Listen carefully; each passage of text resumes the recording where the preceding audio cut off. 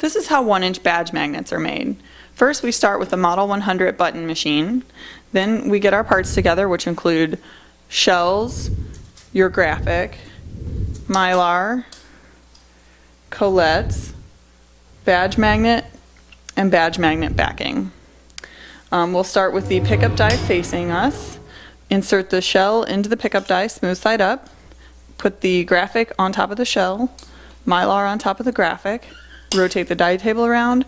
Insert the colette sharp side up into the crimp die. Pull the handle all the way down. Lift the handle back up. Rotate the die table around. Pull the handle down a second time.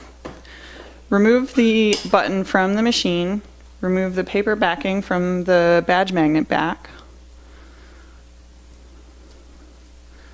Adhere into the back of the button and use the badge magnet. These are great when you don't want to pierce your clothing. They're super strong magnets and they will hold through clothing.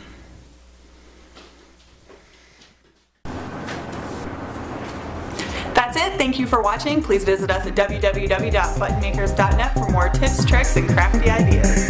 See you there.